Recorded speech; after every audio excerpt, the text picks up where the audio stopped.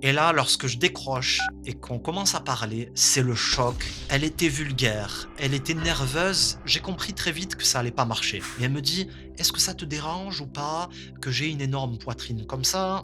Je commence à avoir de gros doutes. Je reçois un message et elle m'envoie des photos. Et là, il y avait Sarah complètement nue. Bienvenue sur la chaîne de Reggie. Laisse un petit like si t'apprécies la vidéo.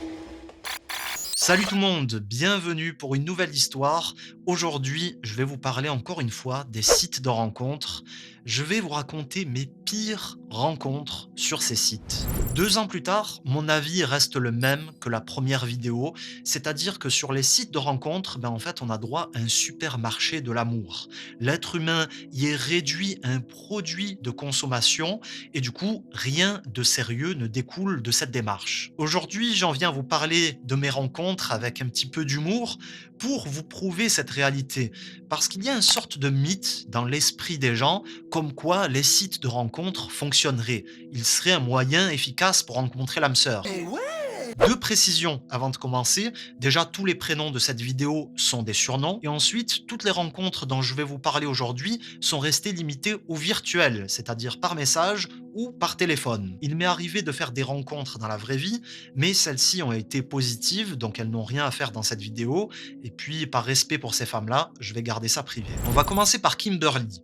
Alors, elle avait un prénom dans ce genre-là un petit peu anglophone. Je l'ai rencontrée en 2016. Elle devait avoir 19-20 ans, donc elle était jeune, et j'étais un petit peu plus vieux quand même. Je devais avoir 5-6 ans de plus, et je dois l'avouer, c'était une très belle femme. Sur ces photos, on le voyait vraiment. Pour ma part, je suis attiré par les femmes à la peau claire, à la peau blanche, les yeux bleus ou verts, et c'était son cas. Mais je sentais que c'était le type de femmes inaccessibles, vous voyez, qui ont été tellement convoitées par les hommes que c'est compliqué de construire quelque chose avec elles. Donc sans conviction, je lui envoie un message, une bêtise sur ses yeux ou je ne sais quoi, et surprise, elle répond. Donc on discute un petit peu, etc. Et on finit par passer sur Facebook et par téléphone. Alors oui, elle me plaît pas mal, mais effectivement, mon impression se confirme, et j'ai souvent été doué là-dessus. Elle est en fait du genre inaccessible, c'est-à-dire qu'elle relance pas souvent la conversation. Et j'aime pas trop ce genre de dialogue. Et soudainement, elle est absente pendant quelques jours, puis elle m'envoie un message et elle s'excuse en me disant: ben voilà, j'ai fait un malaise au travail et j'ai été transportée à l'hôpital. Ah! Elle disait travailler dans un magasin de sport en tant que vendeuse et caissière, et elle disait que ça lui arrivait de temps en temps. Et puis un jour, elle m'envoie un texto, elle me dit: j'ai envie qu'on s'appelle. Et ça, c'était assez inédit. Elle n'était pas du genre à demander ce genre de choses, donc je me disais: ah, c'est un bon signal, peut-être que ça commence à fonctionner. Non. Quelques jours plus tard, rebolote, elle donne plus de signes de vie, donc là je me dis: aïe aïe aïe, il a dû lui arriver quelque chose parce que c'était silence radio pendant plusieurs jours. Donc naïf que je suis, qu'est-ce que je fais? Je prends mon téléphone, et oui, j'ai fait ça quand même, j'en reviens toujours pas, et j'ai appelé les hôpitaux de Nantes. Parce que oui, elle était vers là-bas, vers Nantes, et je tombe sur le standard et je demande: est-ce que vous connaissez une certaine Kimberly, avec son nom de famille, etc. Et on me dit: qui vous êtes, monsieur? Assez délicat dans ce genre de situation. Et je dis: je suis un proche, voilà, j'aimerais savoir comment elle va, j'ai plus de ses nouvelles. Et on me dit: non, on n'a personne de ce nom-là. Et là, je commence à sentir quelque chose de bizarre, vous voyez. Et puis, je vais sur Facebook et je me rends compte de quelque chose. Mes messages précédents ont disparu. Tiens, bizarre. Et on me dit: l'utilisateur a actionné l'option message éphémère. Alors, je ne sais pas si ça existe toujours, mais à l'époque, c'était une option qui effaçait automatiquement les messages au bout de quelques heures, peut-être au bout de 24 heures. À ce moment-là, je me suis dit: tiens, elle doit avoir quelqu'un. Non. Parce que si elle active cette option, c'est qu'elle veut pas qu'on voit ses messages et elle doit avoir quelqu'un, un homme dans sa vie. Elle était venue sur les sites de rencontres, peut-être, c'est ma supposition, pour se changer les idées, ou pourquoi pas, peut-être même le tromper, et elle est finalement retournée avec lui. C'est peut-être ce qui explique ces périodes où elle répondait plus du tout. En tout cas, j'ai plus jamais eu de nouvelles de sa part à partir de ce moment-là. Et c'est vrai que ça m'est arrivé très souvent. Des personnes comme ça, pas qui ont déjà quelqu'un, mais qui viennent sur les sites, qui vont discuter un petit peu, qui vont s'en aller, qui reviennent, qui savent pas ce qu'elles veulent. Niveau respect, je trouve que c'est pas terrible parce que toi, tu vas être là dans une démarche sincère, et on te dit pas clairement les choses en face, on te fait perdre ton temps. Maintenant, je vais vous parler de Bianca. Elle était d'origine latine, c'était assez original parce qu'elle venait du Costa Rica, en tout cas elle avait des origines de là-bas, et elle dégageait quand même un certain charme. D'après les photos, j'avais l'impression qu'elle était refaite quand même, notamment au niveau des lèvres, elle avait des lèvres énormes, donc je pense qu'elle avait dû faire des injections. Dans la discussion, genre au bout de quelques messages, je crois trois quatre messages, elle m'a proposé qu'on discute par téléphone. OK, c'est super rapide et là, lorsque je décroche et qu'on commence à parler, c'est le choc. Elle était vulgaire, elle était nerveuse et pas du tout à l'écoute. Et ça, je vous le dis, c'est clairement pas mon genre, donc j'ai compris très vite que ça allait pas marcher. Et j'ai du mal à comprendre ça, en fait. Il y a des femmes qui vont être très féminines physiquement parlant, mais après, dans les attitudes, ça va être carrément l'opposé. Elles parlent comme des voyous parfois. Et c'était hyper frustrant cette discussion. Elle m'avait épuisé. Ça a duré peut-être un peu moins d'une heure, mais j'étais épuisé parce qu'elle faisait que de parler. Elle s'arrêtait pas, elle parlait, elle parlait, elle parlait, et c'était sans interruption, et c'était que de la négativité en plus. C'est pas des choses intéressantes, c'était de la critique, de la négativité, des choses mauvaises. Et on parlait notamment des femmes, et elle me disait, selon elle, toutes les femmes ont peu de vertus, et elle me le prouvait de façon très crue, avec des anecdotes un petit peu sales, et c'était vraiment, mais vraiment pas terrible d'entendre parler une femme comme ça. Moi, ça enlevait tout de suite tout le charme. Alors j'en pouvais plus, je vous l'avoue, et je savais pas comment me sortir de ce pétrin, parce que je savais que si je lui disais, bon écoute, ça va pas marcher, elle allait péter un câble, vu son agressivité. Alors oui, je reconnais, hein, j'ai pris la solution de facilité, et c'est rare que je fasse ça, mais je lui ai raccroché au nez, et je l'ai bloqué tout de suite, voilà, avant de subir les répercussions. Ça m'est déjà arrivé de discuter avec une autre fille comme ça, très féminine sur les photos, et au téléphone, elle parlait comme un voyou, et je pense que c'est typique de notre époque où le rap, le hip-hop, tout ce qui est lié à la rue a pris plus de place, même pour les filles. C'est-à-dire qu'elles vont faire comme les garçons, elles vont parler de manière vulgaire, de manière agressive, etc. Je trouve que ça enlève toute féminité et c'est hyper frustrant parce que ça, tu le vois pas sur un profil. Maintenant, parlons de Karima. C'était en 2014 et c'était vraiment à mes tout débuts lorsque je me suis inscrit pour la première fois sur un site de rencontre. Au départ, j'ai pas fait attention à son profil. Il est passé parmi tant d'autres. On la voyait notamment d'assez loin, une photo plan large. Et puis plus tard, je suis retombé sur son profil et j'ai cliqué dessus. Et là, ça a été le choc. Comment dire? En fait, elle avait quelque chose qui plaît beaucoup aux hommes. Elle avait une énorme poitrine. Et bien sûr, je reste un homme, donc c'est un attribut qui a attiré mon attention, donc je lui ai écrit. Et on discute un petit peu et elle me dit être mannequin. Et vu son physique, je veux bien la croire. Et puis, je commence à avoir de gros doutes. Parce que d'elle-même, elle en vient à me parler de sa poitrine et elle me dit: «Est-ce que ça te dérange ou pas que j'ai une énorme poitrine comme ça?» OK. Et puis elle me dit: «Oui, voilà, pour moi, c'est un petit peu handicapant, je dois me muscler, j'ai des problèmes au dos, etc.» Et là, du coup, j'attends que le brouteur en Côte d'Ivoire, au Bénin ou je ne sais quoi, commence à me parler d'argent. Voilà, une histoire d'héritage, une histoire de dette ou je ne sais quoi. Je sentais le coup arriver. Mais bizarrement, cette Karima m'a jamais rien demandé. Un jour, elle m'a envoyé un message, elle m'a dit: «Bah écoute, j'ai rencontré quelqu'un, on me l'a présenté, et ça commence à être sérieux, je vais me marier religieusement.» Du coup, j'ai jamais vraiment compris ce que voulait cette personne et en faisant des recherches sur son pseudo sur Google, je suis tombé sur un site où on voyait son identifiant et juste à côté, il y avait écrit mot de passe et son mot de passe qui était à l'époque gros lolo. Donc je pense que ça venait confirmer que c'était un fake, je sais pas, c'est trop bizarre cette histoire. Mais en tout cas, ce site-là, c'était quelqu'un comme quoi les sites de rencontres, ils sont pas super sérieux, qui avait piraté un site et qui avait mis tous les données des gens, toute la base de données sur Google, sur internet. Donc tu tapais son pseudo et tu tombais sur tout ça. Donc c'est craignos quand même. En parlant de faux profils, sachez qu'ils sont très très très nombreux sur les sites de rencontres. Mais en tout cas, pour mon côté, j'ai jamais eu un brouteur qui m'a demandé de l'argent. Par contre, une fois, on m'a demandé une recharge SFR au bar tabac. Cette soi-disant jeune fille m'a dit: «Va au bar tabac, si tu veux me prouver ton sérieux, que tu es motivé, va m'acheter cette recharge, etc.» Et mon poing dans ta gueule, ça te motiverait peut-être ou pas? Maintenant, parlons de Sarah.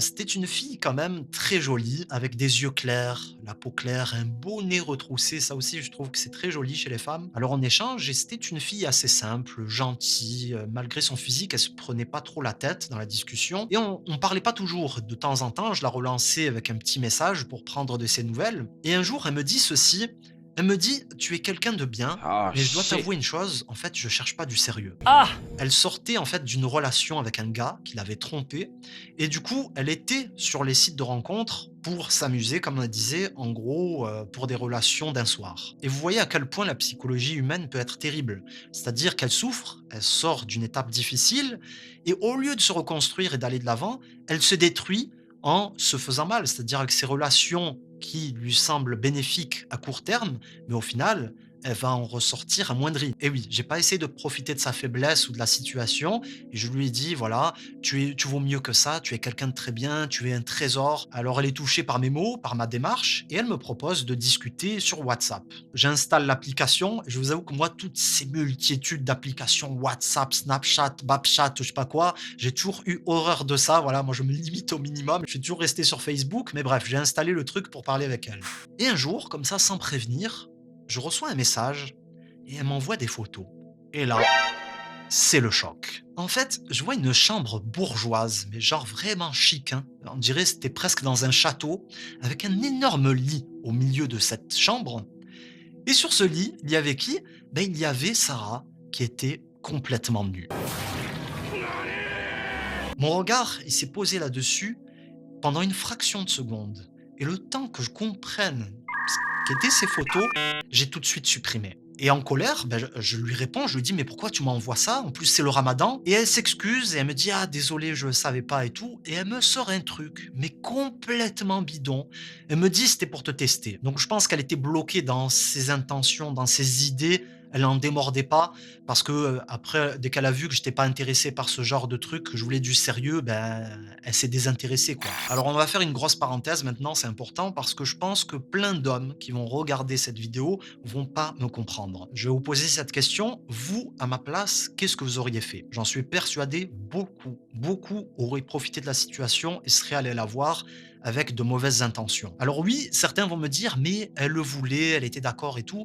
Mais en fait, c'était un état de passage, il faut le comprendre. Elle était mal, elle se sentait pas bien et c'est dans le fond, profiter de la faiblesse de quelqu'un. Est-ce que vous aimeriez quelqu'un qui fasse la même chose avec votre mère, votre sœur ou votre fille? Je pense que personne n'aimerait ça. Personne. Personne va me dire oui, je serais d'accord avec ça. Du coup, pourquoi vous faites aux autres ce que vous aimeriez pas qu'on vous fasse? Comme tu fais, on te fera. Toi, tu fais ça à une fille? Un jour, il y a quelqu'un qui va faire ça pareil avec quelqu'un de ta famille, avec ta sœur, ta cousine, je ne sais qui ou même ta fille. Donc voilà, je pense que c'est une question de morale, mais encore une fois, voilà, moi je suis croyant, je suis pratiquant, je sais qu'il y a plein de gens qui ne pensent pas à toutes ces choses-là parce que la morale a tendance à disparaître de notre société. Quand même, c'est assez malheureux parce que c'était une fille belle, une fille qui venait visiblement d'un milieu aisé, mais elle n'était pas heureuse. Et ça a été mon gros problème sur les sites parce que c'était que des femmes comme ça avec qui je discutais. À chaque fois, les filles bien, ben, c'était des filles qui sortaient d'une relation et qui n'étaient pas prêtes à s'engager. Et à chaque fois, il fallait qu'elles discutent avec moi pour se rendre compte de cette réalité. Donc on dirait que j'étais un psychologue, quoi. Maintenant, je vais vous parler de Jessica. C'est vrai qu'elle a été un gros coup de cœur pour moi, mais elle a été aussi cause de beaucoup de souffrance. Au départ, je l'ai vue sur un site de rencontre et j'ai tout de suite senti que ça pouvait coller. Donc écoutez, je lui écris et elle répond pas. Donc qu'est-ce que je fais? J'enclenche le mode détective et oui, en fait, je vais sur Facebook, je tape son pseudo et je tombe sur elle, je la trouve. Alors, on échange et ça se confirme, on se ressemble beaucoup. Tout de suite, on a eu des discussions profondes, spirituelles, et je le savais pas à l'époque, mais elle était hypersensible. Mais ce que je savais pas, en fait, c'était que moi aussi, je l'étais. Voilà, je savais même pas ce que c'était à l'époque. Du coup, ça explique ce sentiment que j'avais. Et puis là, c'est la douche froide. Elle m'annonce qu'elle discute déjà avec quelqu'un de façon sérieuse. Pourtant, elle était encore connectée sur le site. Du coup, on garde contact. Elle parle avec ce gars et des fois, elle me raconte un petit peu et je sens quelque chose de louche. Chez cet homme, en fait, elle me dit qu'elle l'a rencontré dans la vraie vie. Aïe, la douche froide, encore une fois, ça se confirme. Et le truc qui était terrible avec Jessica, c'est qu'elle était remplie de doutes. Pourquoi? Ben, elle avait des sentiments. Donc ça y est, c'est terminé. Lorsqu'une femme a des sentiments, elle est enchaînée à cet homme-là. Elle ne pourra pas s'en défaire, c'est trop fort pour elle. Et pourtant, je me souviens même d'un jour, elle m'avait dit cette phrase: «Je peux pas continuer avec lui, il me faut un homme bien pour mes futurs enfants». Donc elle était vraiment déchirée, elle luttait entre ses passions, ses émotions et sa réflexion. Elle était vraiment tiraillée entre les 2. Et au final, j'apprends qu'elle s'est mariée avec ce gars religieusement. Ça a été une déception, mais écoutez, j'ai continué ma vie, je suis passé à autre chose. Et puis, quelques mois plus tard, un peu moins d'un an, je la revois sur le site de rencontre. Ce qui devait se produire s'est produit, je m'en doutais. Elle a divorcé, ça s'est hyper mal passé. En fait, son ex-mari, que je vais surnommer Farid, il était hyper violent avec elle, il était hyper vulgaire, il passait son temps à l'insulter et il l'a trompée. Vous savez ce qu'il faisait? Dans ses ébats sexuels extra-conjugaux, il filmait le tout et il gardait ça sur son téléphone et sa femme, elle était tombée dessus. Donc c'est horrible. Voilà, elle me dit qu'elle veut déjà passer à autre chose parce qu'elle a toujours été en couple en fait. Elle est rarement restée célibataire et elle avait besoin de rencontrer quelqu'un. Voilà. Disons qu'il y a des femmes pour qui la majorité, en fait, c'est le cas, elles vont avoir besoin de se reconstruire, d'être seules. Et ben elle, c'était le contraire. Elle n'arrivait pas à rester seule. Elle voulait vite passer à autre chose. Donc là, je me disais, ça y est, c'est bon, c'est la bonne. Je sens que c'est une femme malgré tout qui me ressemble, même si elle a certains défauts. Je me disais, voilà, ça va se concrétiser. Tout se passe bien, on discute et tout. Et puis, soudain, elle coupe contact. Et ça n'a plus rien à y comprendre, en fait. Donc, je crois qu'il y a peut-être 15 jours, 3 semaines qui passent. Et d'un coup, elle m'envoie un message, elle me dit: «Écoute, voilà, j'aimerais qu'on se rencontre, viens me voir». Le lendemain, je bossais, bah, j'étais prêt juste après le boulot à prendre le train et aller la voir, quoi. J'étais prêt parce que j'avais attendu ça un long moment. Et vous savez, on arrive maintenant au pire moment de l'histoire, vous allez halluciner. Qu'est-ce qui s'est passé? J'apprends qu'elle s'est remariée avec Farid. Une deuxième fois. En fait, c'est pour ça qu'il y a eu cette période de flottement pendant 2 3 semaines.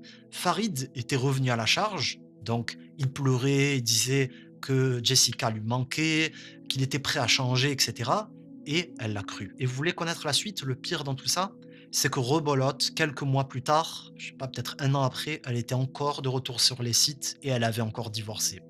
Donc elle était retombée dans le panneau une deuxième fois et ça, je vous avoue, ça m'avait fait très mal qu'elle ait pu, redonner cette chance à ce gars-là, qu'elle ait au final préféré ce gars-là à moi.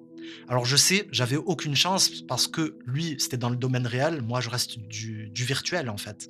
Et c'est ça que vous devez comprendre, sur ces sites, on reste tous du virtuel. Dans le concret, pour la personne en face, vous n'avez aucune valeur. Et c'est ça que je ne comprenais pas à l'époque. Pour terminer cette histoire très triste, quand même, ça me fait de la peine pour elle. Elle a eu un enfant de ce deuxième mariage et le père n'a pas voulu s'en occuper. Ça l'a beaucoup affectée, elle a régressé dans sa foi, dans sa vie, dans ce qu'elle était. Je l'ai même plus reconnue. Dès que je l'ai revue quelques mois plus tard, vraiment je l'ai plus reconnue. Comme quoi, un homme, il peut être fatal pour une femme, voilà. Et le cœur, des fois, il peut nous mener à notre perte. Voilà, écoutez, j'espère que cette vidéo vous a plu. N'hésitez pas à liker pour aider à son référencement. Racontez-moi vos pires rencontres sur ces sites, ça peut être intéressant pour rajouter du poids à mon propos, c'est-à-dire que ces sites ne mènent à rien de concret. N'hésitez pas à voir aussi nos autres stories et je vous dis à très vite pour d'autres contenus.